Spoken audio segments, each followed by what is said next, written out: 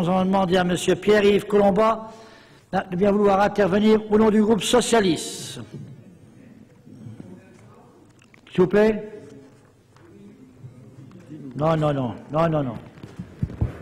C'est moi qui préside, pour l'instant.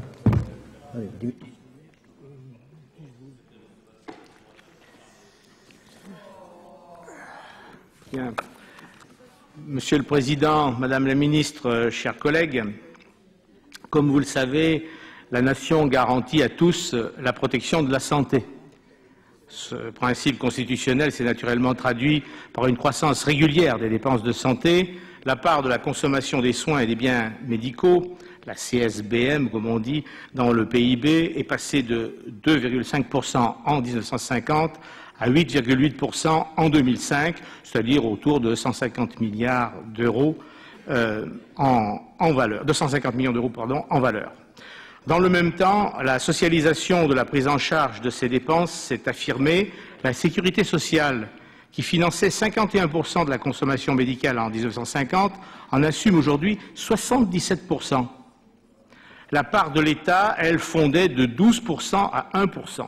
Au total, sécurité sociale, mutuelle et État, qui finançaient 68,8% de la consommation médicale en 1950, en supportent 85% aujourd'hui.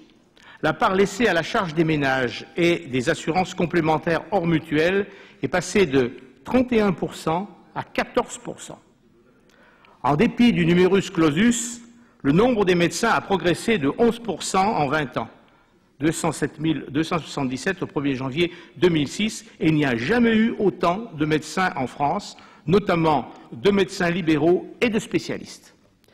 Avec une densité médicale de 340 praticiens pour 100 000 habitants, la France se situe légèrement au-dessus de la moyenne des 15, 326 médecins praticiens pour 100 000 habitants. La densité des généralistes ces 20 dernières années a progressé de 10% et celle des spécialistes de 50%. Le nombre d'actes a évidemment suivi la même pente.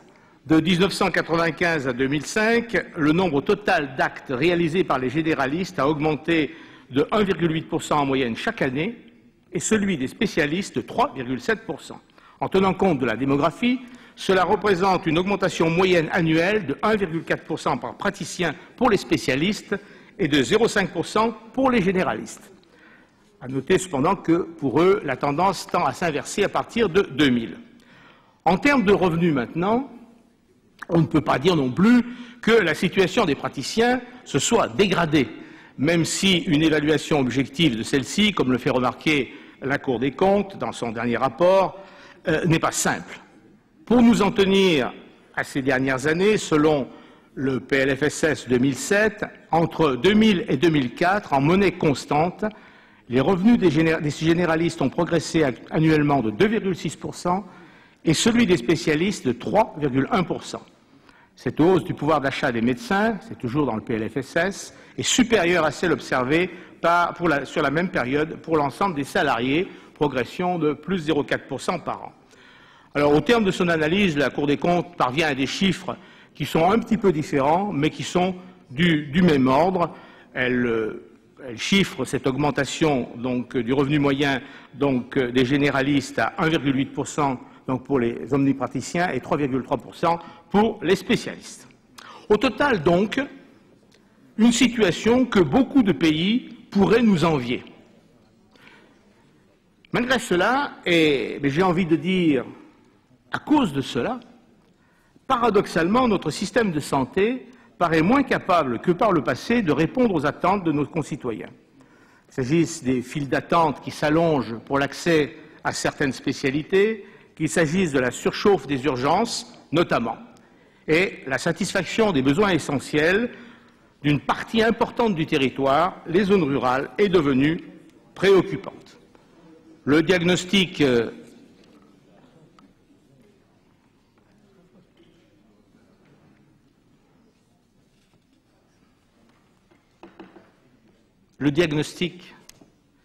est connu, je serai donc bref. La présence médicale est très variable d'une région à l'autre, entre les départements d'une même région, tout à l'heure Claude de Mézel nous en a fait la démonstration, entre les villes et les cantons ruraux d'un même département.